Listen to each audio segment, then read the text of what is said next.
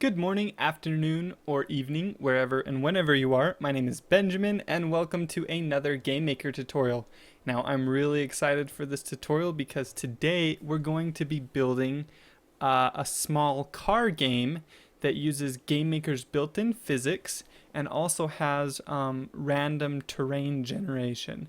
Now, that's going to sound really complicated, but this is actually not too bad. If you've seen my other physics tutorial, then you should be able to follow this one okay, and I'll do my best to explain everything. So the first thing we're going to do is we're going to create a new sprite, and we're going to call this sprite car body. And then we're going to edit the sprite, and we're going to give it a width of 80 and a height of 24, I think. Okay. We're going to come in and we're just going to color this dark gray color. Well, not that one. That's like the same color as everything else. That's okay, fine. We're going to do this darker one here. Okay, then we're going to center that sprite. We're going to create another sprite. Call this sprite car tire. We're going to edit it. And this one's going to be a size 40. Yeah. And we'll just make it the same. Oops. This one should be a circle. But it will be the same size. Or the same color. Not the same size. Center that as well. Awesome. Now we have all the sprites we need. First thing we're going to do is we're going to create an object and call this object collision parent. And this is just so that we can so that all our other objects can inherit this collision event, and they don't all have to have their own collision events, because we want everything to collide with everything. So I don't know if you need to use physics, but we'll just check use physics here. Set the density to 0. Add an event. Let's see, collision with ourselves.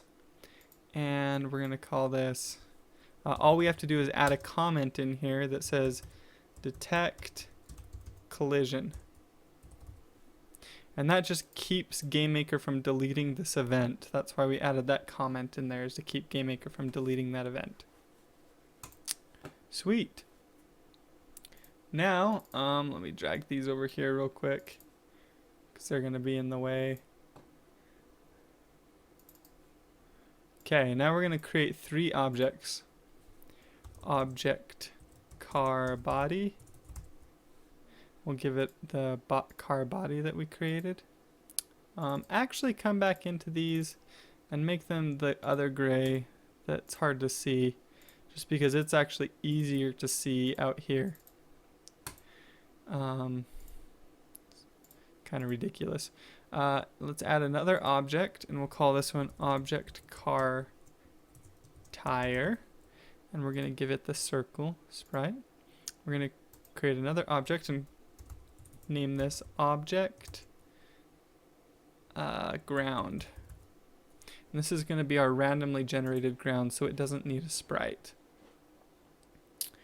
Okay, let's first go into our object wheel. Inside of our tire. Inside of our tire, we need to set, we need to click use physics. Make sure the collision shape is circle. Check, press modify collision shape to make sure that this shape looks good. And it does, so press OK.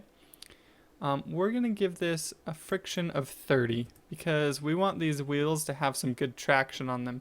If you leave the friction really low, then your wheels will spin out and they won't actually grab the road. So now we're going to add a create event and drag over a code. And this is just going to set the speed. So SPD equals 1000. And we're going to use that speed for applying a torque. Okay. We're going to add a new event. It's going to be a keyboard event. No, that's collision. Keyboard event. It's going to be the right or the left key. And inside this event, add a counterclockwise torque to the tire. We're going to do physics, apply torque, and we're just going to do negative speed. Okay, you can just duplicate this event, duplicate keyboard and have it be the right key. And inside of here, we're just going to apply a positive speed, and this is going to be a clockwise torque, like that. Okay, now our tire is all set up, but we need to set up the car, the body for the car, so that it knows about the tires basically and has the tires attached. So the first thing we're going to do is actually in the tire, make sure and uncheck visible too. And same with the car, uncheck visible. Okay, inside the car body, add a create event. And this is going to be, there's my spoilers there, the code that I'm going to be using that I wrote before this. This is going to be where we attach the tires to the car. So do initialize the car, and we're just going to say var half, because we want to get half the sprite width. Sprite width divided by 2. So that's half the sprite width.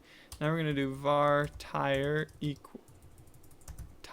equals instance create x minus half plus 12 y. So this is telling it where to create the tire. Object car tire, and end our parentheses, add a semicolon. Sweet. What's wrong? Oh, I forgot the equals sign up here. Okay. Now we're going to actually attach the tire. So do physics joint revolute create. Now this has a whole ton of arguments down there that you can see. The first argument is the first instance, and this instance is just going to be us, so we're just going to do ID. The second object is the second instance, and that's going to be the tire, so we can just do tire because we assigned the instance to this tire variable right here. The next one is anchor x, so that's where it's going to anchor the two together. We're going to do tire.x, and then anchor y is tire.y. Now all of these are like limiters, so you can limit the rotation and stuff like that. We're literally just going to do 0 0 0 0 0 0. Okay, now we're on the very last, because we don't need to do that's like a motor speed, a max motor torque, enable motor. We don't need to do any of those. The next one is collide instances, and that just means should these two instances collide with each other, and we don't want them to. We don't want the tire to collide with the car, so we're going to say false. Okay. Now we're going to copy this for our other wheel. So it will be x plus half minus 12 this time. But that's the only difference. So we've got both the wheels attached, and our car should be working now. But it won't have anything to drive on, and the view also will not follow it. So we need to add a step event. And we're going to actually make the view follow the car here. So force the view to follow the car. View x view 0 equals x minus view w view, which is just the width, divided by 2. And we can just copy this down actually and change this to y view, y, and height, or just h right there. So that forces the view to follow the car. Even if we go outside the room, it'll still force it to follow the car. Sweet. Now we get the most complicated part, which is the object ground. So come into our object ground and add a create event. And this is probably going to be the most complicated code over here. So the first thing we're going to do, well, initialize the ground. We're going to do flags equals physics debug render shapes, and we're going to do just a single or here, physics debug render joints, physics debug render comms, and physics debug render ob. So we're actually going to just use the GameMaker's built-in physics drawing for debugging so that you can see the terrain, so we don't have to worry about drawing it right now. We're going to use that, and we're going to use this flags variable in the draw event to tell GameMaker which flags we want to draw, or which things we want to draw. So we want to shapes, joints, comms, ob.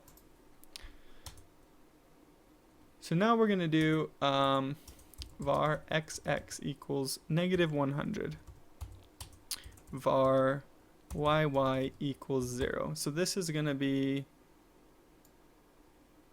where it starts drawing our ground, is -100. Now we need to create a fixture. So a fixture, if you notice in our object car body right here, when we do, well actually, I haven't done uses physics yet. So check uses physics, do a box, modify collision shape, make sure it looks good on the car body. Okay. When you check uses physics, it automatically attaches a fixture to this object. So this is basically the fixture that it's attaching to this object and all the properties for it. We're going to create a fixture in code so we don't actually have to check that right there. So do physics fixture create, and physics fixture, we're going to do a chain, set chain shape, and do fix, which is the fixture we created, and false because we don't want this chain to loop. That would draw a giant line all the way through our terrain, and that would be ugly. Now we're going to add points to this chain, and we're going to want to add quite a few points. I'm going to add 100 points. So let's do repeat 100 times, and it's going to repeat this next section of code 100 times. So we're going to do physics fixture add point, and just do fixture, and then we're going to do xx and yy, which are the variables we created up here. So that's where it's going to add the point. Then we want to change the xx and yy. So xx plus equals 50 plus random 150. So that's going to be the distance between each point on the horizontal plane. And these numbers, they just worked pretty good, so you can do whatever you want. But yy plus equals -32 plus I random 64. And then we're going to make sure and keep the y from going outside the room. And the way we do this is we set it equal to median 64 yy room height minus 64. So this is going to make sure that our y, so our terrain can't go outside the room, which technically doesn't matter because we're forcing the view to follow it anyways, but whatever. You might need that for yours. Now we're going to set physics fixture set density to the fixture we created 0. We're just going to give it a 0 density. That makes this object a fixed object so that it can't be moved. Gravity won't affect it. It just makes the ground solid, right? Now we're going to do physics fixture set restitution, and we're going to do fix and 0.5. That's fine. Then we're going to do physics fixture bind, and this just binds the fixture to our object. So we want to bind the fixture we created to us, our own object right here. Then after you've bound it, you have to delete it, or else you'll just use up memory. Fixture delete fix. We've already bound it to the object, so when we delete it, it just deletes this kind of cookie cutter, this template that we've created. It doesn't delete the binding that we created here. It just deletes the template that we created, and we don't need it anymore, so that's okay. Now that was the hardest part of this whole tutorial series. The next part is you just saw it right there, but we're gonna add a draw event, and we're gonna do draw the physics world physics world draw debug, and we just pass in flags because we already created that variable that has all the list of flags we need.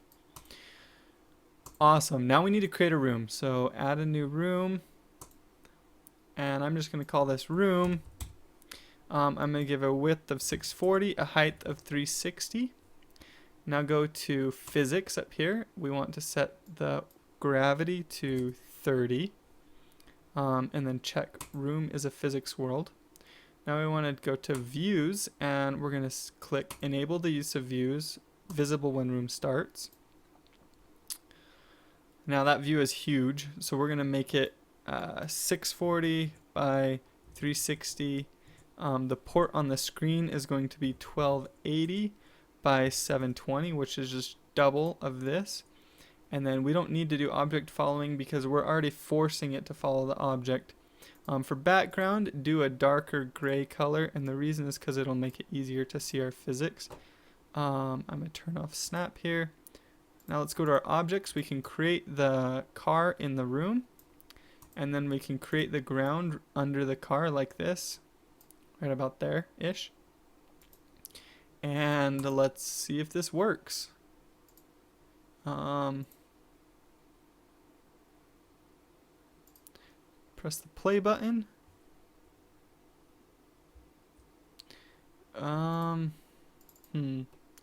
Ground.